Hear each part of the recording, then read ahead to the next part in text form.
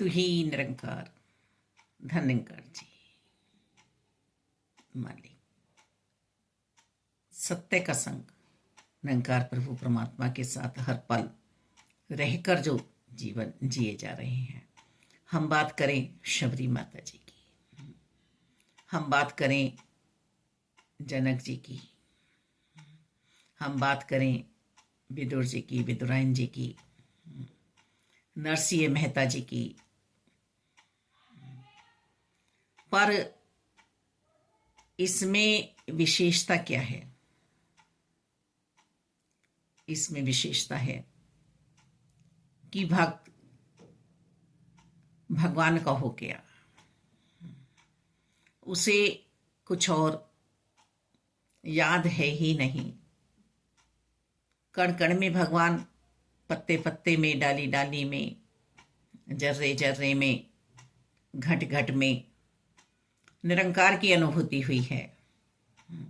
नरसिंह मेहता जी का हम चरित्र देखें कि उन्होंने जो लौ लगाई बाल्यकाल से ही परमात्मा में, परमात्मा की कृपा से ही ये सब हुआ। और साधु संतों के संग्रह का जो सत्संग किया है, अब आत्मा बिल्कुल इस जगत में निर्लेप हो गई है। किसी का कुछ असर हो ही नहीं रहा है सामाजिक बातों का, बस एक प्रभु का हुआ है। ग्रस्त भी निभाया है अपना, भक्ति के आधार में ही रहकर, प्रभु के आधार में ही रहकर। और फिर एक बड़ी बात हम सब सुनते ही चले आ रहे हैं कि नरसिंह जैसा भात ना भरा गया है ना भरा जाएगा। स्वयं प्रभु लाज बचाने आए अपने नरसिंह भक्त की।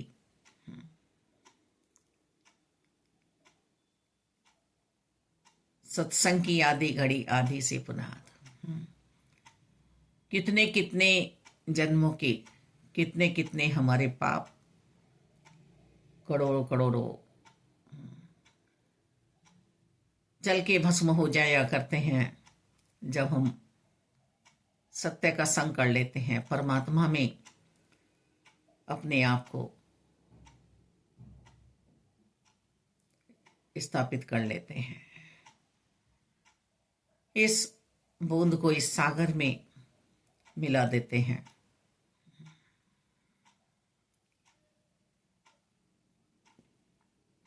शबरी माता जी राजा की पत्नी थी। अपने मन की भाव,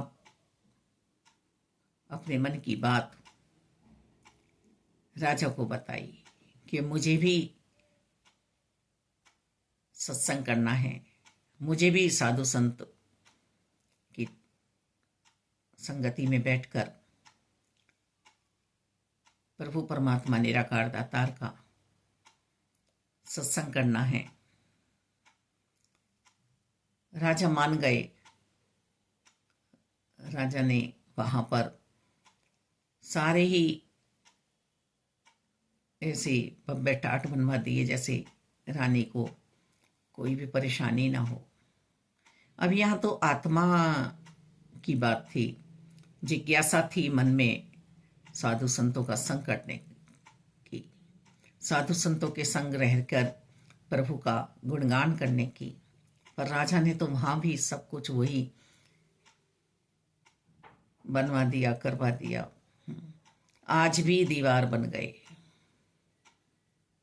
ये राजकीय ठाट बाट। रानी अब अंतरकरण से अरदास लगा रही हैं, आत्मा रो रही है, रुदन कर रही है कि साधु संतों की संगति में तो प्रभु मैं आज भी नहीं पहुंच पाई। बहुत आत्माएं ऐसी रोती हुई चली गई, रुदन करती हुई। हमने भी देखा है, हमने भी सुना है कि साकार सतगुरु जी की शरणागति प्राप्त हो जाती है। संतों के साथ बैठकर यशोगान हो जाता। ये साधु संत वो हैं जो हर पल एक रंग में रंगे हुए हैं, चलते फिरते, उठते बैठते, सोते जागते। ये साधु संत वो नहीं हैं कि पल दो पल के लिए नहीं, साधु स्वयं चलता फिरता मंदिर मस्जिद गुरुद्वारा चर्च हुआ करता है। साधु की महिमा बतानी अपने जिप्या से मालिक, हम गुण गा ही नहीं सकते। इतना हृदय परोपकारी है साधु संतों का कि जो मुझे मिला है वो स्वयं सबको मिल जाए, दातार हूबहू मिल जाए।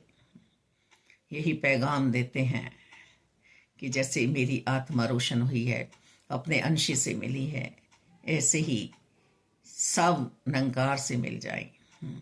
कोई बैरी नहीं, कोई बेगाना नहीं दातार, कोई मजहब की दीवारें नहीं, कोई धर्म का ढिंढोरा नहीं। चाहे संत कबीरदास जी की बात की जाए, चाहे रविदास जी की बात की जाए, चाहे सूरदास जी की बात की जाए, रसखान जी की बात की जाए, तुलसी दास जी की बात की जाए, हरिदास जी की बात की जाए, बस महाराष्ट्र में कैसे पहुंचा जाए परमात्मा की, कैसे पहुंचाया जाए। प्रभु से बिछड़ी हुई आत्माएं हैं।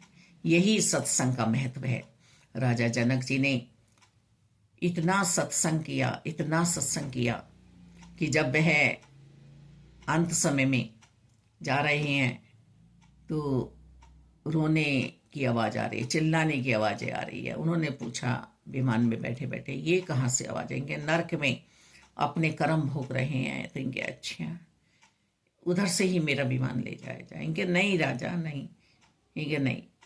पार्षदों ने मना भी किया, फिर नहीं उधर से। एक क्षण में ही इतना सिमरन किया था, इतनी प्रभु की याद की थी राजा जनक जी ने। वे देही होकर जिए थे, देह का भान नहीं था। नरक खाली हो गया, वहां से सिर्फ गुजरे ही हैं। तो संतों की तो संगति मिल जाए। संत हमारे घर आ रहे हैं तो हमें कुछ देने आ रहे हैं। संत कभी लेकर नहीं जाते हैं, देकर जाते हैं। सच्चे संतों का संग करें, सच्चे संतों का संग करें मालिक दाता।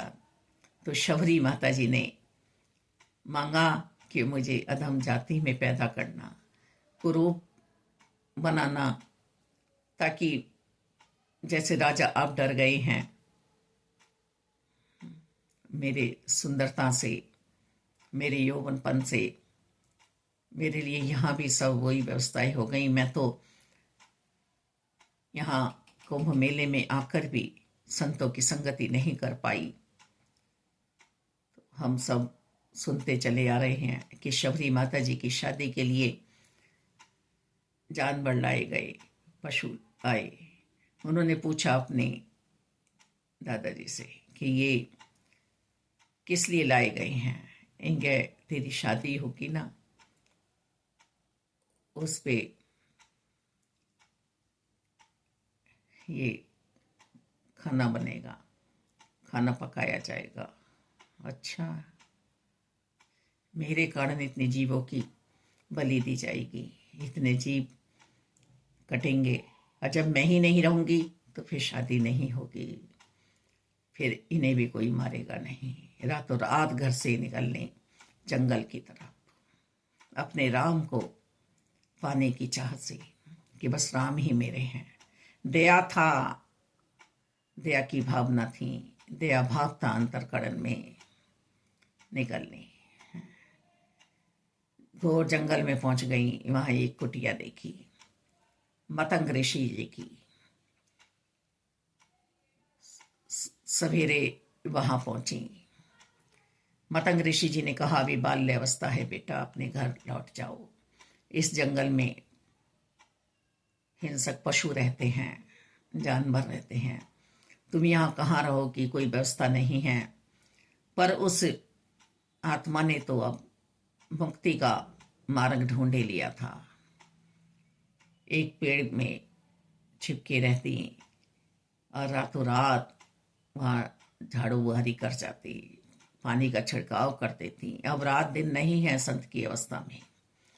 संत को सुख दुख मान अपमान, यश कीर्ति सब एक समान है। संत की रात्रि दिन से बेहतर हुआ करती है, क्योंकि एकांत मिलता है परमात्मा के साथ। जगत में दिन में हलचल हो रही है,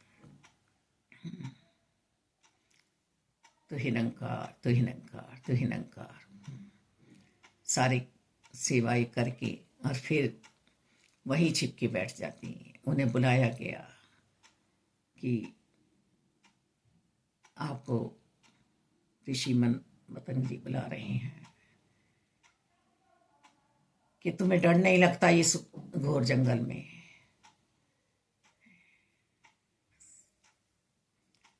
सेवा भाव जागृत हुआ था, सिमरन था, सत्संग कर रही थी आत्मा। 10-20 की टोली को सत्संग नहीं कहते हैं, जिस आत्मा ने प्रभु को पाल लिया है। मतंग ऋषि जी ने समझाया कि बेटी तेरे जीवन में राम आएंगे। सवाल नहीं हुआ कब आएंगे, कौन सी दिशा से आएंगे, कैसे हैं प्रभु श्री राम, बस राम आएंगे। झाड़ू बुहारने लगे। मेरे प्रभु श्री राम जी के सुकोमल चरणों में कोई तिनका ना चुप जाए, कोई किंकड़ ना चुप जाए। छिड़काव करती मालिक, छिड़काव करती। प्रभु श्री राम आए, बेर इस भाव से चक्कर खिला रही हैं कि कोई झूठा बेर, कड़वा बेर, खट्टा बेर मेरे प्रभु श्री राम के पास ना पहुंच जाए। पहले तो सोच रही हैं कि झूठा है, पर फिर भाव सर्वोत्तम हो गए कि नहीं, मेरे प्रभु को कोई भी खट्टा बेर ना पहुंचे, कड़वा बेर ना पहुंचे। भाव के भूखे हैं भगवान। नवदा भक्ति का पान कराया है कि संतों का संग करो, सत्संग सुनो, मंगलमय स्थिति में रहो हर पल। ये जन्म ही हमें भक्ति के लिए मिला है, आनंद के लिए मिला है। पंपा सरोवर की बात भी हम सब सुनते हैं। संतों ने कहा कि प्रभु चरण डाल दीजिए, भक्त को आगे किया। आज भक्त और भगवान एक हुए हैं। माता शबरी जी को आदर और सत्कार दिलाया, माँ कह के आलिंगन किया, आगे का रास्ता पूछा, माँ आगे का रास्ता बता दो। अब चलना तो हमें ही है। संत हृदय परोपकारी हुआ करते हैं। ये प्राकृतिक जो हम देख रहे हैं, पहाड़, नदियां, धरती, गंगा माँ, ये सब परोपकारी हैं। वृक्ष, सूरज, चांद हमारे लिए ही निकल रहे हैं।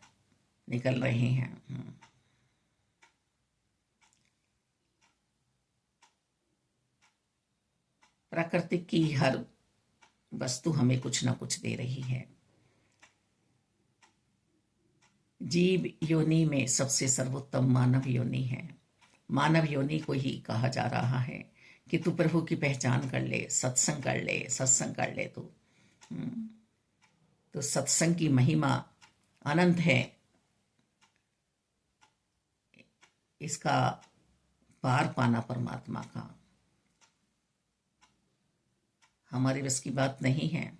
ये तो सतगुरु जी हैं जो हमें समझा देते हैं, बतला देते हैं। और यदि गुरसिख ने समझ लिया, गुरमत में आ गया, तो उसकी वाहवाही है। मालिक दाता वो विजेता बन गया, हारेगा नहीं। फिर दोबारा योनि बीच उसे आना नहीं पड़ेगा, फिर उसे योनियों बीच नहीं आना पड़ेगा। रहमत करो, कृपा करो अपने आप पे कि सत्संग की महिमा को हम समझें। योग में पहुंचना है, परमात्मा के बोध में पहुंचना है, ध्यान में पहुंचना है, आलिंगन हो जाए परमात्मा से हर पल आत्मा का। ये तो पुकार रहे हैं, पर मैं ही इस मायाई चकाचौंध में इधर उधर फिर रहा हूँ।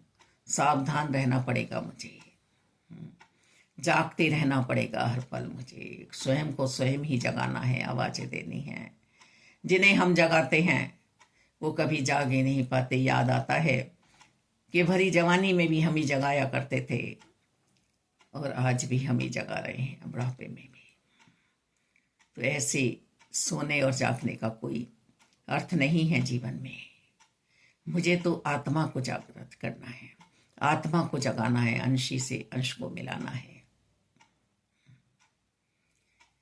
महारास में पहुंची है ये आत्मा। शरीर को बैठाना नहीं है, सेवाओं में लगाना है, कर्म क्षेत्र में लगाना है, कर्म करते रहना है इस शरीर को। बस आत्मा परमात्मा की हो जाए, अंत सांसों तक ये कर्म करना है, सेवा करनी है। कोई मापदंड नहीं है, कोई तोल नहीं है मेरे पास कि मैं तोलूं या किसी और की भक्ति को मैं तोलूं। नहीं नहीं नहीं। निरंकार साकार वाहिगुरु गॉड अल्लाह खुदा जो खुद ही में ही समाया हुआ है, खुद ही में ही समाया हुआ है। ये छोटा इतना है, सूक्ष्म इतना है कि मेरे रोम रोम में समा जाता है, और ये विशाल विराट इतना है कि पूरे संसार को समेटे बैठा है। मालिक, जिधर देखती हूँ उधर तू ही तू है, कि जलवा तेरा हुए हु है। हर तरफ आप नजर आते हैं सतगुरु जी की कृपा से, हर तरफ आप नजर आते हैं सतगुरु जी की कृपा से। हर पल आप ही हैं, आप ही हैं, आप ही हैं निरंकार जी।